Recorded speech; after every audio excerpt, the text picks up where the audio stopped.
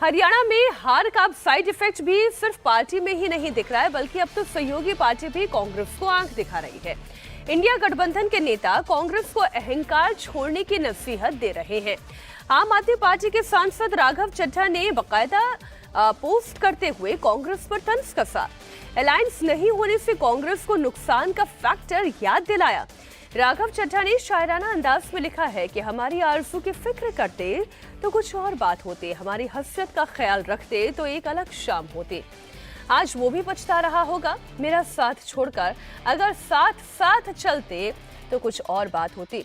आपको बता दूं कि हर आखिरी वक्त हरियाणा में आम आदमी पार्टी और कांग्रेस के बीच अलायंस पर बात चल रही थी, लेकिन आखिर टाइम में यानी लास्ट टाइम में ही जो पेंच फंसा वो सीट शेयरिंग को लेकर फंसा और गठबंधन नहीं हो पाया, जिसके बाद आम आदमी पार्टी अकेले हरियाणा के चुनाव में उतर गई। 89 सीटों पर उन्होंने अपने कैंडिडेट उतारे। वो अलग बात है कि 87 उम्मीदवारों की जमानत जब्त हो गई, लेकिन 1.79% वोट शेयर तो उन्हें मिला। आम आदमी पार्टी ने कांग्रेस को कई सीटों पर डैमेज जरूर किया। कम से कम 5 से 6 सीटें ऐसी थी जहां पर अगर आम आदमी पार्टी का यही वोट शेयर कांग्रेस के साथ जुड़ जाता तो शायद आज कहानी कुछ और होती। हरियाणा में बीजेपी 48 और कांग्रेस 37 सीटों के फिगर पर है। कम से कम 5 सीटों पर आम आदमी पार्टी को मिले वोट कांग्रेस की हार के अंतर से ज्यादा या लगभग बराबर है। अगर आम आदमी पार्टी का ये वोट कांग्रेस को मिलता तो कांग्रेस को 5 सीटों का सीधा सीधा लाभ मिलता। कांग्रेस 37 से 42 तक पहुंच जाती, बीजेपी 48 से 43 पर आ जाती, जिसके बाद आईएनएलटी की 2 सीट 3 निर्दलीय को लेकर कांग्रेस सत्ता में आ सकती थी। ये पॉसिबिलिटी थी, लेकिन अहंकार जो उनके सहयोगी कह रहे हैं।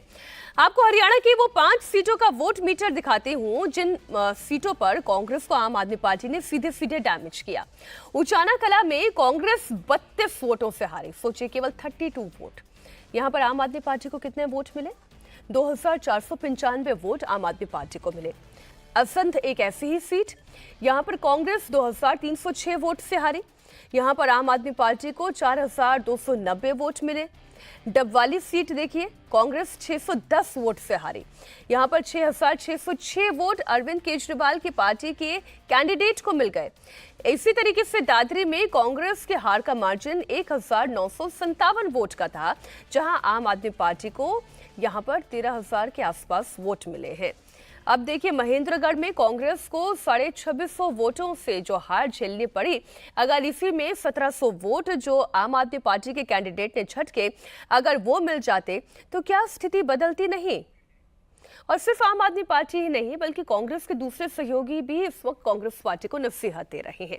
आम आदमी पार्टी ने जहां अहंकार छोड़ने की बात कही, तो वहीं उद्धव ठाकरे की पार्टी ने सलाह दी कि कांग्रेस को अब अपनी रणनीति पर मंथन करने की जरूरत है, क्योंकि सीधी फाइट में वो बीजेपी से हार जाती है। साथ ही जम्मू कश्मीर में कांग्रेस की सहयोगी रही नेशनल कॉन्फ्रेंस ने भी मंथन करने की सलाह दी है। हरियाणा में अब बैठ के समझना पड़ेगा। मतलब मैं तो पहले ही से कहता था कि ये एग्जिट पोल जो हैं ये आप खामखा वक्त बर्बाद कर रहे हो, लेकिन इतना गलत, मतलब कि बंदा सोच भी नहीं सकता है। आप चले ना, 18 के 20 होते, 20 के 22 होते, यहाँ 30 के 60 हो गए और 60 के 30 बने। और जो लोग मतलब अपनी कपड़े तैयार करके राजभवन का जो है रास्ता नाप रहे थे, वो बेचारे घर में बैठे रहे और बीजेपी ने तीसरी बार वहाँ हुकूमत बनाई। अब इसके पीछे क्या वजूहात हैं, उस पर कांग्रेस को थोड़ा सा तो गहराई में जाके सोचना होगा, लेकिन वो मेरा काम नहीं है। मेरा काम यहाँ पे जम्मू कश्मीर नेशनल कॉन्फ्रेंस को चलाना है और अलायंस की मदद करना है, जो मैं करूँगा। उद्धव ठाकरे की पार्टी ने हरियाणा में हार पर पहले कांग्रेस को मंथन करने की नसीहत दी। अब महाराष्ट्र में मुख्यमंत्री पद को लेकर भी कांग्रेस पर निशाना साधा। शिवसेना यूबीटी के सांसद संजय राउत ने मुख्यमंत्री के चेहरे को लेकर कांग्रेस पर अटैक किया। उन्होंने कहा कि अगर कांग्रेस के पास कोई सीएम पद का चेहरा है तो उसे अनाउंस कर दे, क्योंकि नेतृत्व को लेकर जनता के बीच में भ्रम नहीं रहना चाहिए। माननीय उद्धव ठाकरे साहेबांनी जाहीर कार्यक्रमात सांगितलं होतं, कोणी तुमच्याकडे चेहरा असेल तर समोर आणा, मी पाठिंबा देतो.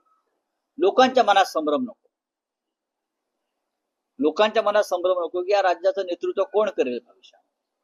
हा संभ्रम दूर व्हायचा असेल तर आपण चेहरा जाहीर केला पाहिजे. त्यांची भूमिका आहे किंवा शिवसेनेची भूमिका आहे आणि त्यात काही चुकीचं आहे असं मला वाटत नाही. महाराष्ट्र की जनता क्या चाहती है, किसको चाहती है?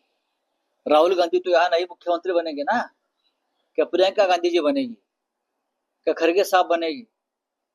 नहीं. तो हमें मालूम है यहाँ कौन मुख्यमंत्री बनने जा रहा है.